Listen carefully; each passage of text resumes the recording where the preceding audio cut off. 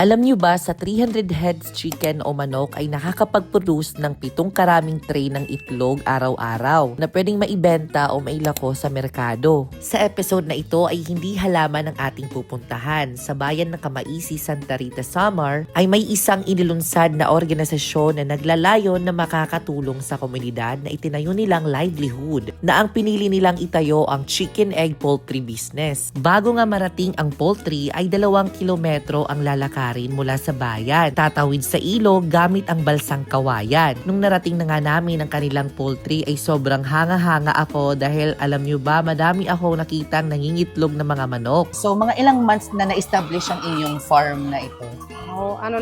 Ngayon, noong August 8 is 3 months na. So, magti 3 months na. Oo. Tapos, patuloy pa din ang pangingitlog ng mga manok ngayon. Araw-araw. Araw-araw.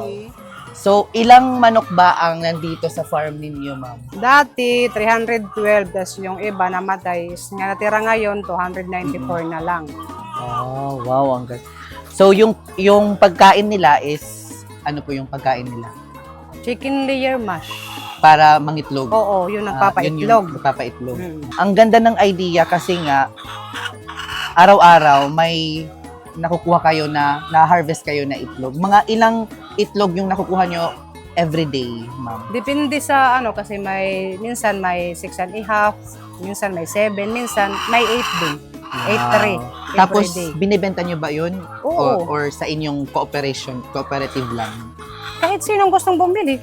Pwedeng. Oo. Pwede. Basta may kwarta. Oo. So, pwede Fresh. pala dito kayo bumili kasi mas mura pa, tapos fresh galing dito sa farm nila. So, ano po yung mga problema na encounter nyo sa pag-aalaga ng manok?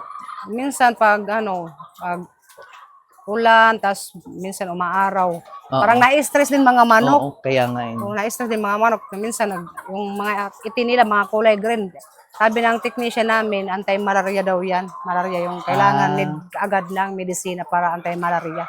Oo. Kaya nga nag-try nga ako mga ka-jungle manguha ng itlog at talaga namang nag-i-enjoy nga ako dahil nga first time kong manguha ng itlog na ganito na fresh. Nakikita ko lang ito mga ka-jungle sa ibang mga farm mga ka-jungle pero ngayon na-experience ko na. Ang kinaganda dito sa kanilang farm mga ka-jungle ay malayo talaga sa bayan. Ay talaga namang hindi maamoy ang baho ng farm dahil malayo sa kabahayan. Pero very hands-on naman ang mga members ng livelihood program na ito dahil nga pinapanatili nilang malinis ang kanilang farm. Since marami ang members sa kanilang livelihood, mas natututukan ang pagbantay ng mga manok mga ka-jungle. Sa iisang kahon mga ka-jungle ay may 4 o 3 manok ang nakateka. Kaya man kung malapit kayo dito sa lugar na ito, pwedeng-pwede kayong bumili ng mga fresh na itlog mga ka-jungle. Mula umaga hanggang hapon ang paghihintay para makuha nga ang mga itlog at ibebenta nila ito mula doon sa farm papuntang bayan o kung sino man ang bibili sa kanila. At yung pera na maililiko mga ka-jungle ay niipon nila dahil ika-cash out nila yan sa susunod na panahon o pambili din ng mga kanilang kailangan sa farm. Katulad ng feeds, vitamin at tubig na kailangan dito sa poultry farm na ito. Marami nga tayong natutunan sa kanila at sa nagtayo ng livelihood program na ito ay maraming salamat dahil magandang idea ito na maibibigay na panghanap buhay sa komunidad. Dahil naniniwala tayo sa kasabihan, don't give a man a fish, teach him how to fish. Kaya naman mga ka-jungle, maraming salamat sa panonood and I will see you next episode because kundi more farm, less stress.